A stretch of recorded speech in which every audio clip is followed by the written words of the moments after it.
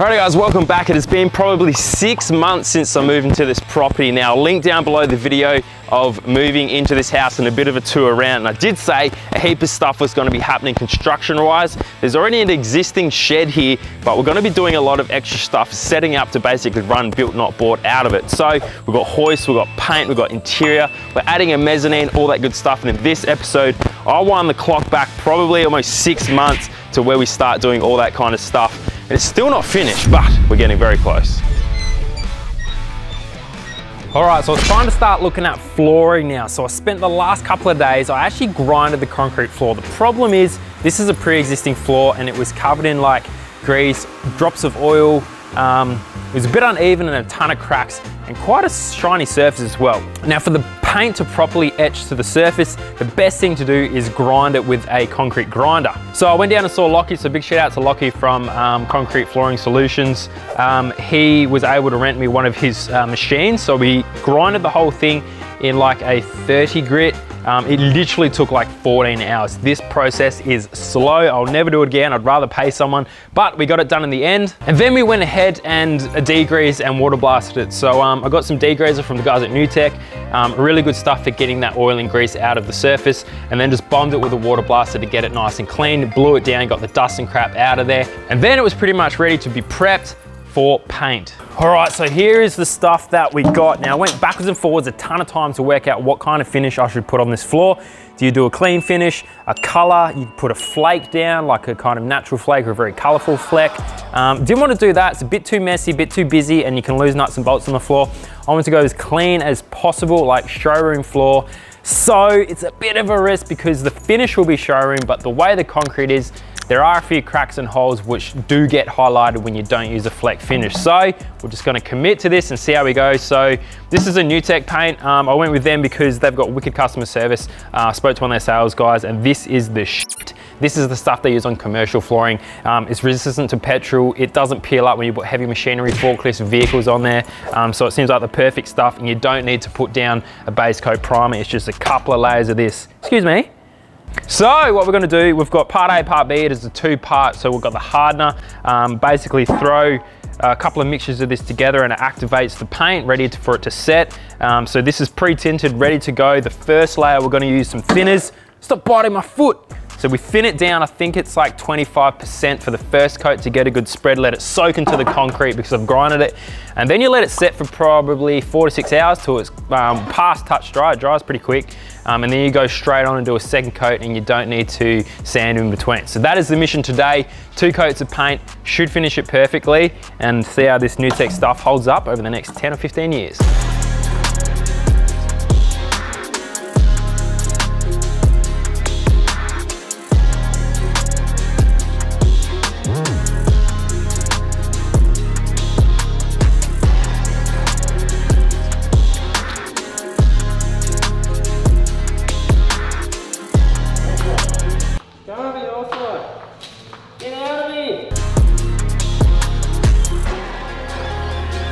Alrighty, so we've got the first coat down now. Between last time we tried a test piece and now I've changed the decision a little bit. We're gonna leave it just a flat grey, but the slab's pretty bad. It's got some cracks in it. We tried to patch it with some holes in there as well. So I've decided to put some flake in. So what the flake does is kind of take your eye off all those imperfections, but I've gone just a single color. This is a whisper gray the whole way through, and it's pretty close to the actual color of the floor. So we'll lay some of this down. This second coat will basically be a wet coat and the flake attaches to it.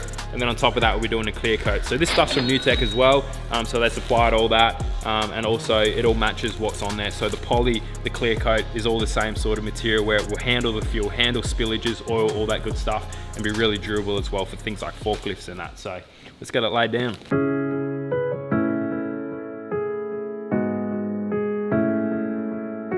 If you're wondering why I'm so fashionable, these are so I can walk on wet paint.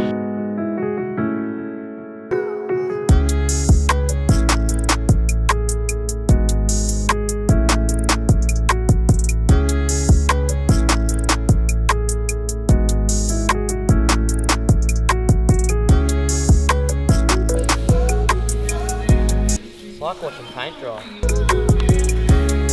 Alrighty, we just finished up the final coat of the New Tech Epic paint. We've put the poly on top. We put a ton of flake in it.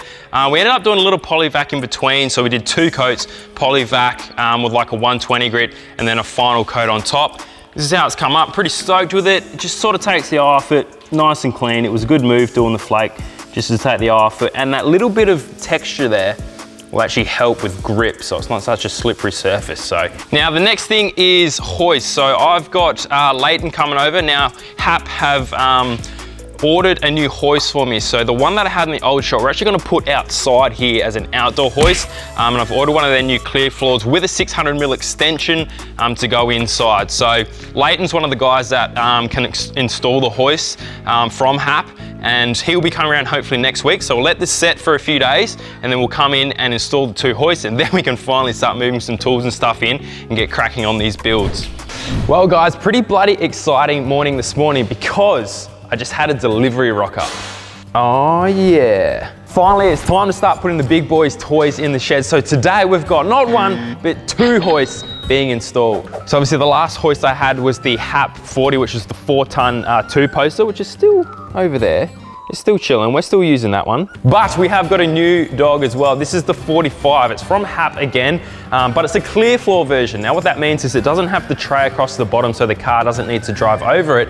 It has a bar across the top. Now I've also gone for a 600mm extension, so it will be fine for 4-wheel drives with canopies, rooftop tents. We can get it as high as we need. The next day. Right, so the plan was originally put the new hoist in first, but I was going with that 600mm extension that I mentioned earlier. Now we did some measuring and it's actually gonna work better with a 300mm extension. So Gav's got that in stock back at Happy's down on the Goldie, so we're gonna have to change that one back for the 300.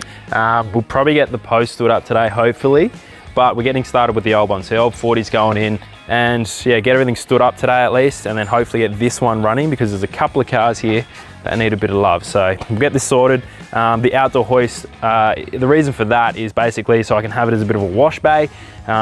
Any crap off the side, painting and stuff that I need to do, it's really good to have a hoist for like a dirty area and then keep the one inside for doing new stuff, installations and that, to keep it nice and tidy. So that's the plan. We see how we go, roll some shots, and hopefully get this thing running today.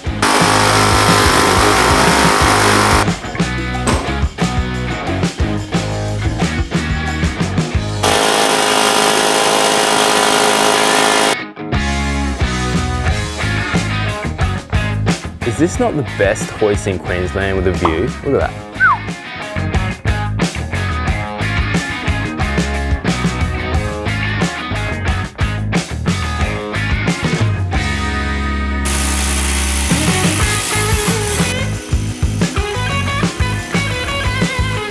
Clayton, what a bloody legend. It is literally like, look, I have a look at the time.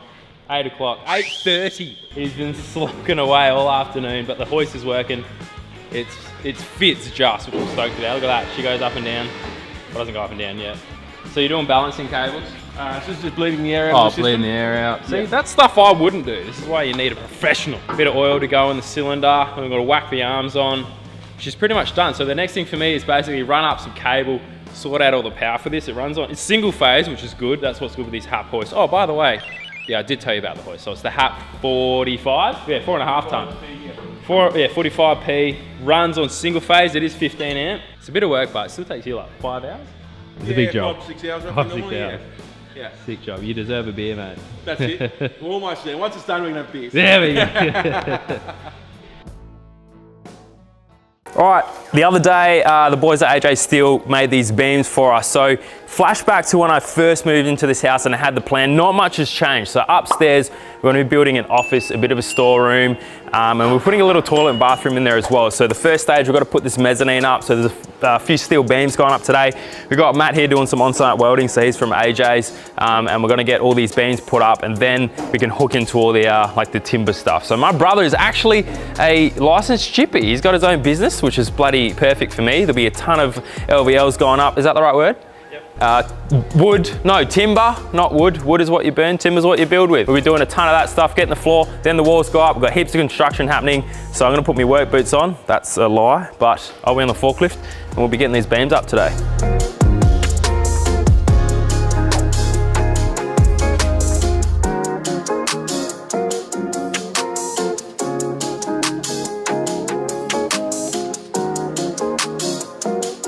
First beam's going up, baby. Woo. I didn't run into the shed, I promise.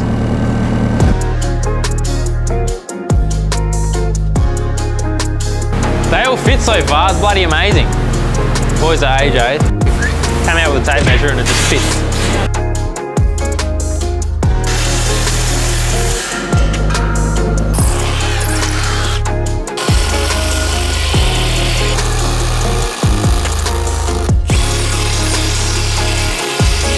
So we had to change some of the beams. The slab's on a angle.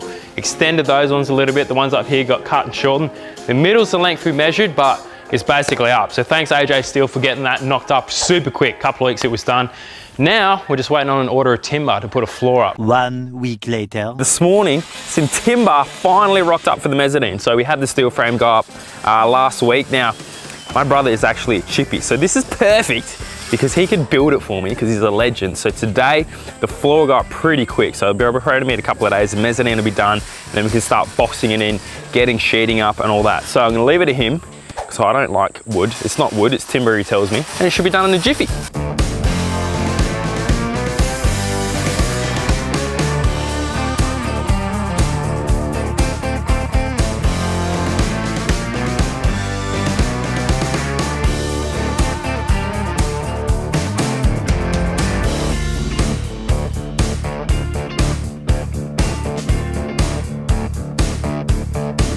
Right, it's been a while since I've filmed any of this, but the mezzanine is up and the floor's been put down. Now, we've got a ladder still. Bloody Luke from AJ Steel is working on the ladder at the moment, or staircase, a proper staircase. But Zach's been doing all the framing up the walls.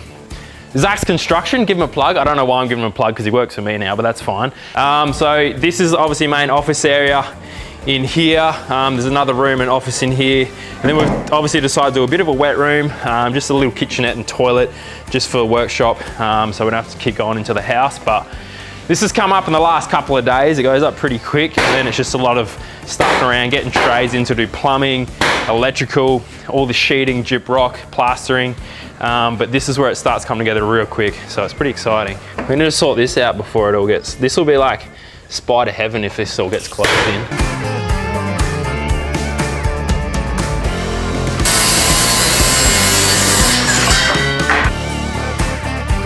And guys, if you haven't subscribed, please do subscribe because we're going big this year. We want to hit 500,000 subscribers by the end of the year. So if you're watching it and you're not subscribed, now's the time to do it so we can get this new shed set up, start making some epic content. Concrete. All right, today is a very exciting day. We're finally getting the concrete put in. So this is where the forklift's gonna live, and also around the front of the shed, I'm gonna lay some concrete so we don't get the mud dragged in. Also, I'm thinking here, this is like a bit of a car park area for the hoist, so I'm gonna throw a bit there as well. So I got the boys from Creative Concrete slapping it up. Look at that. The bloody one day they come here, it starts raining as well, which sucks. But we'll get it done. Today's Monday, pour is on Wednesday. So a couple of days to get it all formed up and prepped, and then it should be looking sweet. Good job, mate. Doing fuck all. So how do you concrete? Just form it up, fucking pour that shit? Yeah, pretty much.